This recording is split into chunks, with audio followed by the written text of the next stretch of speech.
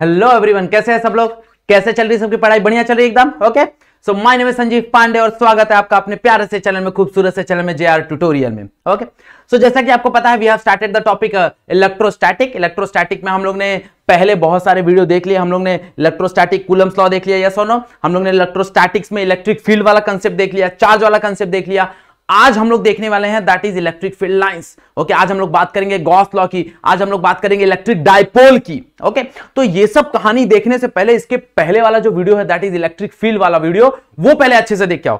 अगर electric field का concept clear होगा तो ही यहां पे कंसेप्ट क्लियर होने वाला है, नहीं तो यहां पे कंफ्यूजन क्रिएट होने वाला है। क्लियर बात समझ में आ गई? तो स्टार्ट करते हैं हम लोग इलेक्ट्रिक लाइन ऑफ फोर्सेस, और जिसको हम लोग इलेक्ट्रिक फील्ड के लाइंस भी बोलते हैं। Okay, nothing but lines of electric field भी बोलते हैं, फोर्स लाइन भी बोलते हैं। ओके, ऐसे बहुत सारे नाम है उसके, बट लगभग मतलब सेम ही है उसका। तो what is this field, what is this field lines? Okay, जैसा कि हम लोगों ने लास्ट लेक्चर में डिस्कस किया था कि जो इलेक्ट्रिक फील्ड है वो एक इमेजिनरी एरिया है। यस और नो, वो एक इमेजिनरी एरिया है। मतलब यहां तक भाई, यहां तक इफेक्ट दिखा रही है तो यहां तक उसका फील्ड होगा, तो वो शो करना है, उसको रिप्रेजेंट करना है। तो उसको रिप्रेजेंट करना है तो कैसे रिप्रेजेंट करेंगे?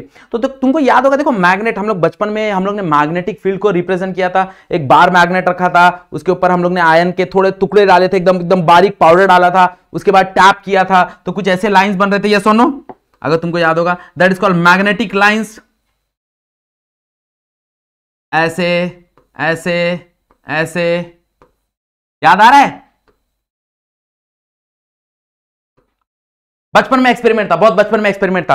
ओके, ऑलरेडी हम लोग का यहां पे भी टॉपिक है, यहां पे भी हम लोग मैग्नेटिक पढ़ेंगे, बट ऐसा लाइंस था। So this lines is nothing but a magnetic line था, इसको हम लोग मैग्नेटिक फील्ड लाइंस बोलते हैं। यस और नो, तो उसी तरह यहां पे इलेक्ट्रिक फील्ड लाइंस की भी बात करेंगे हम लोग। हम लोग क्या बात करेंगे? इलेक्ट्रिक फील्ड लाइंस की बात करने वाले हैं हम लोग। क्लियर बात समझ में आ गया एवरीवन? चलो, so let us start with the topic. What is electric line of forces or what is electric field lines? So an electric line of forces is an imaginary curve drawn in such a way that the tangent at any given point on this curve give the direction of electric field. मतलब मान लो कि यहां पे एक curve है, मान लो यहां पे एक कर्व है। अब ये कर्व पे कहीं पे भी एक पॉइंट सेलेक्ट कर लो, लेट्स से यहां पे एक पॉइंट सेलेक्ट कर लो। अब इस पॉइंट पे एक टेंजेंट ड्रॉ करो and that tangent will represent the electric field, and that tangent will represent the electric field. मान लो यहां पे पॉइंट कंसीडर कर लो, यहां पे टेंजेंट ड्रॉ कर लो, so this tangent will represent the direction of the electric field. Okay, this is nothing but electric field lines. This is nothing but electric field lines. अब electric field lines किस charge के लिए कैसे कैसे बनेंगे वो हमको यहां पे देखना है। ओके, उसकी प्रॉपर्टीज देखनी है भाई, क्या क्या प्रॉपर्टीज होती है, यस और नो।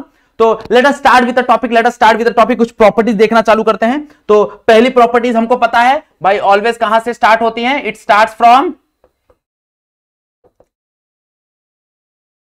फ्रॉम पॉजिटिव चार्ज, हाँ या ना?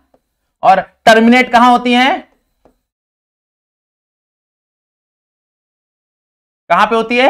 नेगेटिव चार्ज पे टर्मिनेट होती है। मतलब मान लो कि अगर दो चार्ज है यहां पे, मान लो ऐसा कुछ चार्ज है, एक चार्ज है पॉजिटिव और एक चार्ज है नेगेटिव। सो भाई पॉजिटिव से स्टार्ट होंगी, नेगेटिव पे जाएंगी, पॉजिटिव से स्टार्ट होंगी, नेगेटिव पे जाएंगी, पॉजिटिव से स्टार्ट होंगी, नेगेटिव पे जाएंगी। ये सुनो, ऐसे बनेगा।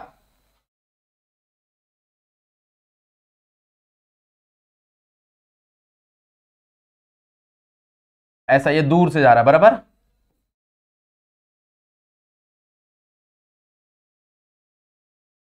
और ये आएगा, दूर से आ रहा है।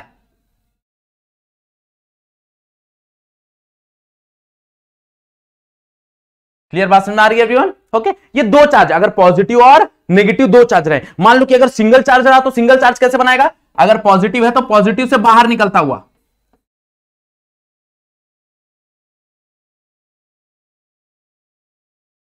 अगर नेगेटिव है तो नेगेटिव के अंदर आता हुआ।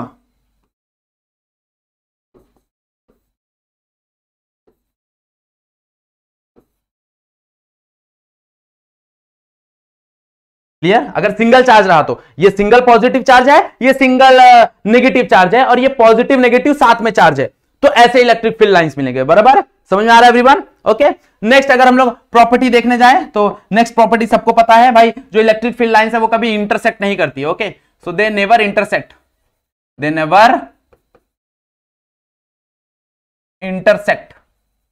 वो कभी भी इंटरसेक्ट नहीं करेंगे। देखो जरा, एक दूसरे से कभी भी नहीं इंटरसेक्ट नहीं करेंगी। अगर ऐसा होता है, if they do so, then there will be two direction which is impossible. भाई एक पॉइंट के लिए दो डायरेक्शन हो ही नहीं सकता। मान लो कि यहां पे अगर वो इंटरसेक्ट कर रही है तो यहां पे दो डायरेक्शन बन जाएगा ना।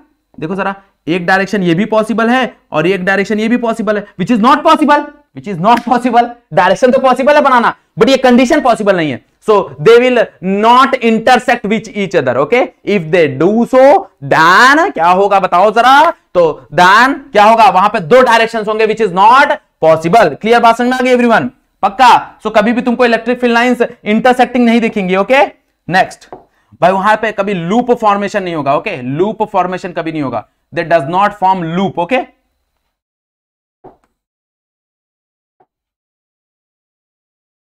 they do not form loop, मतलब कहीं पे भी ऐसा नहीं दिखेगा तुमको, ऐसा नहीं दिखने वाला, याद रखना। ओके, ऐसा कभी भी तुमको इलेक्ट्रिक फील्ड लाइंस नहीं दिखने वाले हैं। ओके, बात समझ में आ गई। नेक्स्ट, हमेशा वो कंडक्टर को परपेंडिकुलर रहेगा, याद रखना। Okay, surface of the conductor, surface of conductor को क्या रहेगा, perpendicular.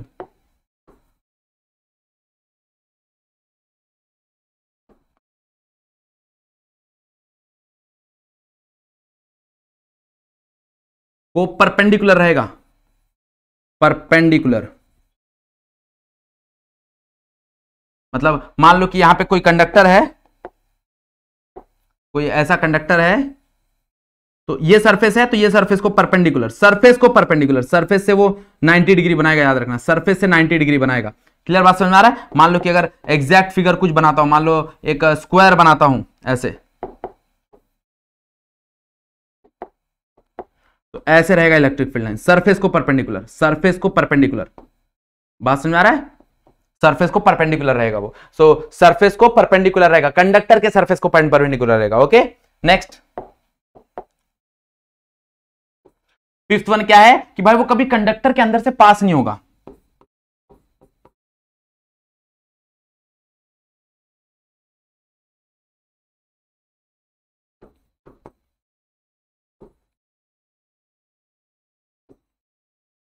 But passes through insulator,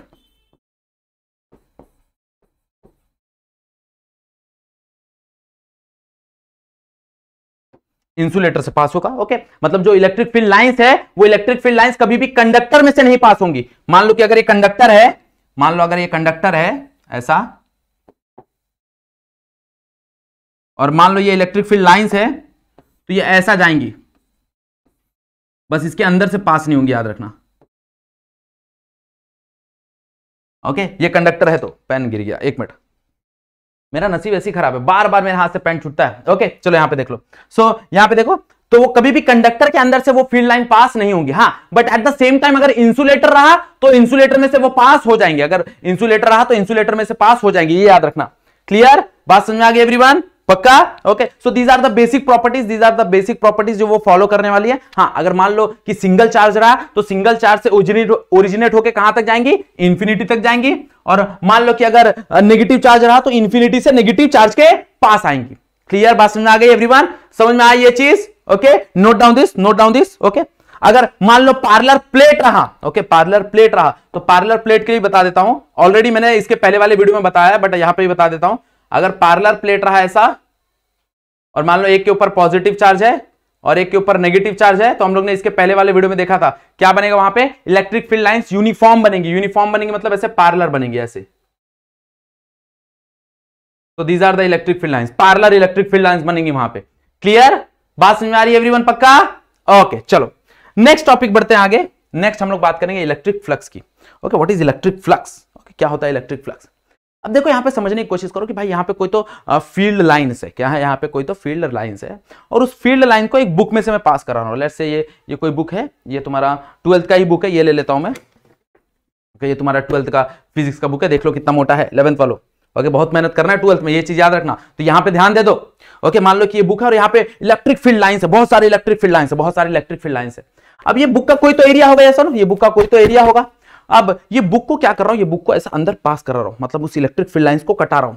तो ये जो एरिया है ये कितने इलेक्ट्रिक फील्ड लाइंस को काटेगा, मतलब कितने number of electric field lines इसके अंदर से पास होंगे, that is nothing but electric flux, that is nothing but electric flux, मतलब a number of electric field line passing through the unit area.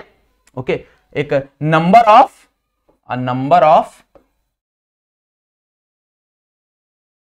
Electric field line passing through area. Okay, clear, बात समझ में आ गई everyone. अब यहां से देखो इलेक्ट्रिक फील्ड का एक और डेफिनेशन आएगा। यहां से इलेक्ट्रिक फील्ड का डेफिनेशन क्या आएगा? अ number of line of force divide by area enclosing. भाई कितना एरिया एनक्लोज हो रहा है, बराबर। मतलब यहां पे अगर हम लोग देखेंगे तो लेट अस कंसीडर ये येलो से जो रिप्रेजेंट किया है ये इलेक्ट्रिक फील्ड है, ये तुम्हारा जो व्हाइट है ये तुम्हारा एरिया है। ओके, जो हम लोग ने बुक कंसीडर किया। अब इसके अंदर से कितने फील्ड लाइंस जा रहे हैं, इसके अंदर से कितने फील्ड लाइंस जा रहे हैं, that is nothing but a electric flux. Okay, electric flux को हम लोग फाई से रिप्रेजेंट करते हैं, और अगर इसका डेफिनेशन देखने जाए तो इलेक्ट्रिक फ्लक्स को हम लोग रिप्रेजेंट करते हैं, that is the dot product of, it is a dot product of, इसके डॉट प्रोडक्ट है electric field and area vector के। देखो ये एरिया वेक्टर है, it is not area, it is area vector, मतलब that is a vector quantity. And what is area vector? भाई ये book को परपेंडिकुलर, ओके, इसका डायरेक्शन क्या होगा? जो सरफेस है वो सरफेस को परपेंडिकुलर जो रहेगा दैट इज एरिया वेक्टर। मतलब यहां पे देखो, यहां पे अगर हम लोग देखेंगे तो सरफेस ऐसा है, ये सरफेस को परपेंडिकुलर ऐसा है ना, that is called area vector, that is S. DS क्यों लिखा है? क्योंकि जब छोटा एरिया कंसीडर करते हैं उस टाइम के लिए। ओके, तो सरफेस ऐसा है, सरफेस को परपेंडिकुलर। तो देखो यहां पे एरिया कुछ एंगल बना रहा है, तो अगर यहां पे डॉट हटाना है तो डॉट हटाने के लिए क्या लगाना पड़ेगा? यहां पे मेरे को लगाना पड़ेगा that is E DS cos theta.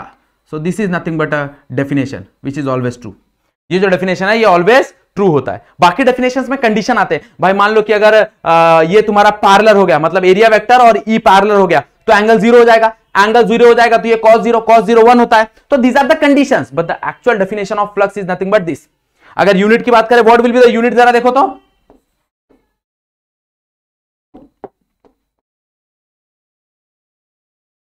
ऐसा यूनिट क्या हो जाएगा? देखो तो ई का यूनिट क्या होता है? ओके, ई का यूनिट न्यूटन पर coulomb. Very good. What is S? Nothing but area, मतलब मीटर स्क्वायर। तो अगर इसको कंबाइन करूं तो क्या ही यूनिट मिलेगा? देखो जरा, that is newton metre square per coulomb. और डायमेंशन क्या होगा वो तुम्हारे लिए होमवर्क है। मैं आज डायमेंशन नहीं बताने वाला, मैं हर इसका डायमेंशन बता देता हूं, बट आज मैं डायमेंशन नहीं बताने वाला। ओके, सो इसका डायमेंशन जो है वो तुम्हारे लिए होमवर्क है। बात समझ में आ गई एवरीवन?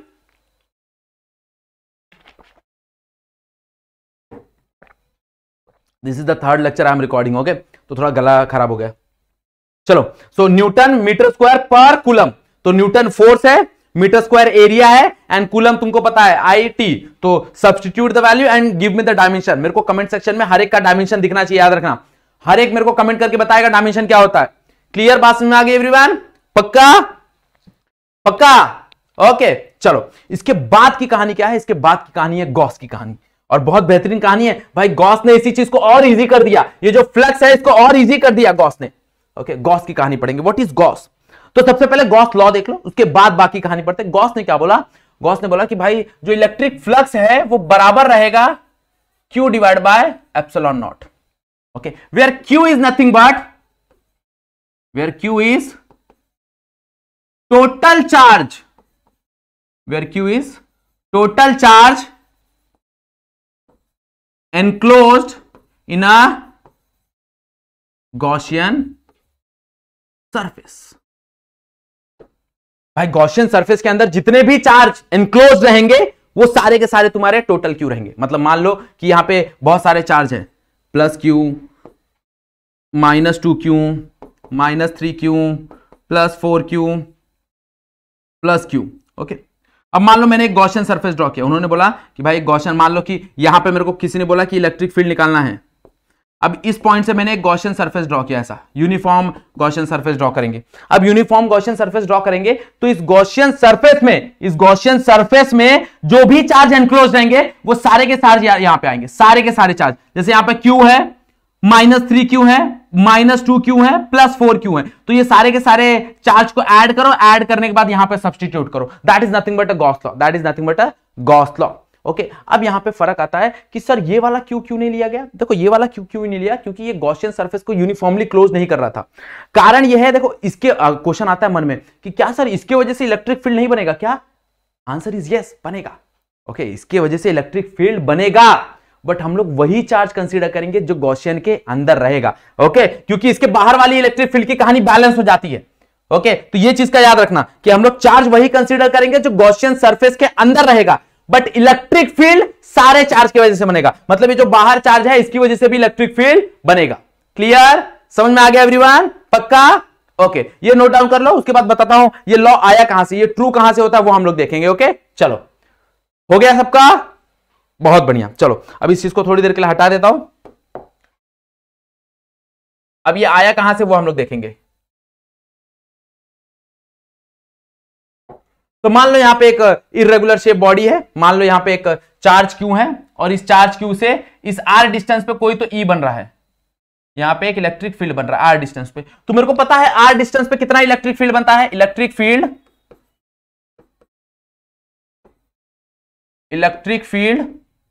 एट डिस्टेंस आर, हाँ या ना? क्या ही हो जाएगा देखो जरा। So E is equals to 1/4πε0 Q by R का स्क्वायर, यही बनता है इलेक्ट्रिक फील्ड। अगर इलेक्ट्रिक फील्ड का अभी तक नहीं देखा है, इलेक्ट्रिक फील्ड क्या होता है भाई, पॉइंट चार्ज क्या है, टेस्ट चार्ज क्या है, किसकी वजह से होता है, इसके पहले वाला चैप्टर देखो, सारा का सारा कंफ्यूजन दूर हो जाएगा। क्लियर, समझ में आ गया एवरीवन? पक्का? अब क्या होगा, मान लो कि यहां पे एक छोटा एरिया कंसीडर किया है ds। अब छोटा एरिया कंसीडर किया है तो भाई जो फ्लक्स बनेगा वो भी छोटा ही बनेगा, क्योंकि छोटे एरिया में से नंबर ऑफ लाइन पास होंगे ना, छोटे एरिया में से छोटा नंबर ऑफ लाइन पास होगा, कम नंबर ऑफ लाइन पास होगा, तो वहां पे जो फ्लक्स बनेगा वो भी क्या बनेगा, स्मॉल फ्लक्स बनेगा। ये सुनो, तो the number of line passing through ds, the number of line passing through ds क्या क्रिएट करेंगे, वो लोग छोटा फ्लक्स क्रिएट करेंगे, दैट इज d फाई। और क्या ही होता है formula, d phi is equal to e into ds। अब ds हटा दूं तो क्या मिलेगा, यहां पे भाई ये वेक्टर क्वांटिटी बताया मैंने, ये सुनो। अब डॉट हटा दूं क्या मिलेगा, कॉस मिलेगा, तो e ds cos थीटा बराबर, ये हो गया d फाई, है ना। अब व्हाट इज e हम लोग ने ऑलरेडी देखा हुआ है, तो सब्स्टिट्यूट कर दो। तो e यहां पे सब्स्टिट्यूट कर दोगे तो क्या मिलेगा देखो जरा, 1/4πε0 that is q by are square into ds cos theta, है ना। अब इसको इंटीग्रेट कर देते हैं, भाई बड़ा वैल्यू चाहिए तो क्या करो, इसको इंटीग्रेट कर दो। अब बड़ा वैल्यू इसको इंटीग्रेट कर दोगे, देखो क्या क्या बाहर आ जाएगा, 1/4πε बाहर आ जाएगा, चार्ज बाहर आ जाएगा, और यहां पे क्या बन जाएगा, यहां पे बड़ा फाई बन जाएगा। ये सुनो, integration of d phi is nothing but phi, और ये बाहर आ जाएगा, क्या हो जाएगा, q/4πε0, q/4πε0, यहां पे क्या बचेगा, integration ds by are square cos theta, है ना। अब यहां पे कहानी देखो जरा, याद करो what is area by radius, area by distance का स्क्वायर, जरा देखो तो, this is nothing but a solid angle. जाओ फटाक से चैप्टर नंबर 1 खोलो, चैप्टर नंबर 1 में हम लोग ने सॉलिड एंगल का डिस्कशन किया है, तो ये सॉलिड एंगल ही है भाई, एरिया पर यूनिट डिस्टेंस का स्क्वायर और रेडियस का स्क्वायर, यस और नो। तो this is nothing but a solid angle, और solid angle for the enclosed figure is nothing but 4 pi, ये हम लोग ने ऑलरेडी देखा है। तो यहां पे अगर हम लोग देखेंगे, वेयर, ये चीज को उठा के साइड में कर देते हैं पहले, तो ये आ गया साइड में। अब यहां पे हम लोग लिख सकते हैं, okay, where integration of ds are square cos theta is nothing but a solid angle, और solid angle for enclosed figure is 4 pi, हाँ या ना। Solid angle for enclosed figure is nothing but 4 pi, हमको पता है 4 पाई है वो value, मतलब ये सारा का सारा किसके बराबर हो जाएगा, integration ds are square cos theta बराबर हो जाएगा 4 पाई से। अब ये सारा का सारा 4 पाई हो गया, यहां पे पुट कर दो, क्या मिलेगा, देयरफॉर पाई बराबर हो जाएगा q by 4 pi epsilon naught into 4 pi से, 4 पाई कैंसल, q क्या आया, q आया q बाय एप्सिलॉन नॉट, हाँ या ना, q by epsilon, this is nothing but ये है मेरा गॉस लॉ। अब ये एक चार्ज की वजह से आया, ओके, ऐसे दो चार्ज की वजह से, मतलब ये क्या होगा, ये टोटल चार्ज होगा, बस ये चीज का ध्यान रखना, यहां पे जो Q होगा ना वो टोटल चार्ज होगा। अगर मैं सबको ऐड करूं तो वो सारे टोटल चार्ज की वजह से दिखाई देगा। क्लियर? बात समझ में आ गई everyone? This is nothing but a proof of Gauss law. This is nothing but a proof of Gauss law. What is Gauss law? भाई the electric flux is nothing but a ratio of total charge enclosed in the Gaussian surface divide by the permittivity of the free space. Clear? बात समझ में आ गई everyone? Okay, take a screenshot. तुम लोग बोलते हो सर स्क्रीनशॉट लेने को टाइम नहीं मिलता. देख लो, स्क्रीनशॉट ले लो. क्लियर हो गया? चलो, बहुत बढ़िया. ओके, चलो. सो यहां पे हम लोग ने गॉस लॉ की बात कर ली. देखो, गॉस लॉ का एप्लीकेशन बहुत ज्यादा है, बट इत्तेफाक से मुझे नहीं पता क्यों एप्लीकेशन 11th में नहीं डाला, 12th में डाला है. तो इसका जो एप्लीकेशन है ना, वो 12th में है. मतलब हम लोग शेल, स्पेरिकल शेल का इलेक्ट्रिक फील्ड कैलकुलेट करेंगे. हम लोग लॉन्ग वायर का which is carrying a charge, उसका हम लोग कैलकुलेट करेंगे. शीट का कैलकुलेट करेंगे. बट ये सारा का सारा 12th में है. तुमको 11th में सिर्फ क्या है? गॉस लॉ है. तो सिर्फ गॉस लॉ देख लो. क्लियर? समझ में आ गया एवरीवन? पक्का? ओके, बहुत बढ़िया. ओके, नेक्स्ट कहानी पढ़ते हैं हम लोग. नेक्स्ट कहानी is nothing but electric dipole. सबसे बेहतरीन कहानी है इलेक्ट्रिक डायपोल, और बहुत सिंपल कहानी है. Okay, what is electric dipole? देखो, डायपोल किसकी वजह से बनता है? डायपोल बनता है दो charge which is nothing but opposite in magnitude. भाई, दो charge but opposite in magnitude की वजह से बनेगा, और इनके बीच में डिस्टेंस रहेगा 12. इनके बीच में डिस्टेंस रहेगा 12. ये ऑलरेडी तुम लोग ने शायद तक हो सके तो केमिस्ट्री में पढ़ा रहेगा. कहीं ना कहीं वहां पे डायपोल की कहानी सुनने मिलती है, तो ये कहीं ना कहीं तुम लोग ने केमिस्ट्री में पढ़ा रहेगा. तो इलेक्ट्रिक डायपोल कैसे बनता है? इलेक्ट्रिक डायपोल बनता है टू इक्वल इन मैग्नीट्यूड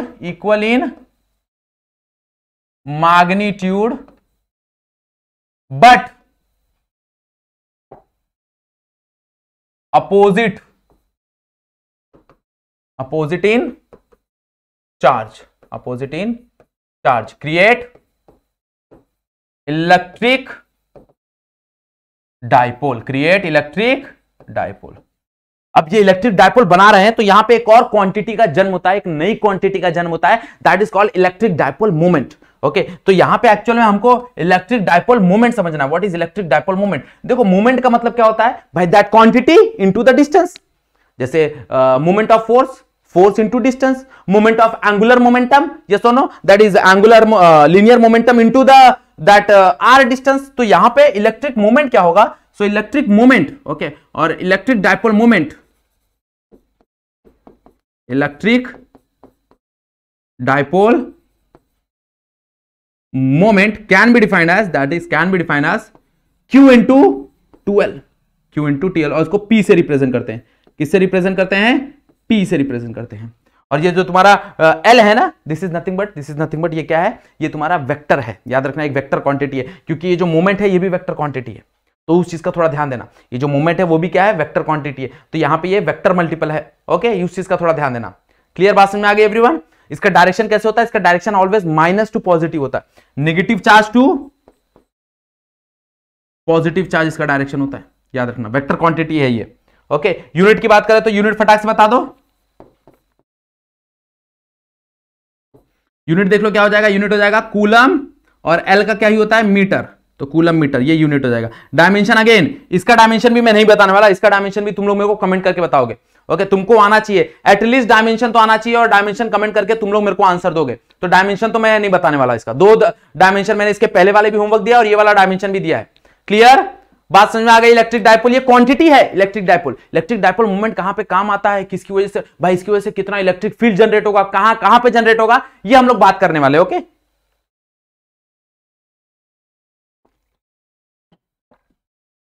चलो. क्लियर? समझ में आया इलेक्ट्रिक डायपोल और इलेक्ट्रिक डायपोल मूवमेंट क्या होता है?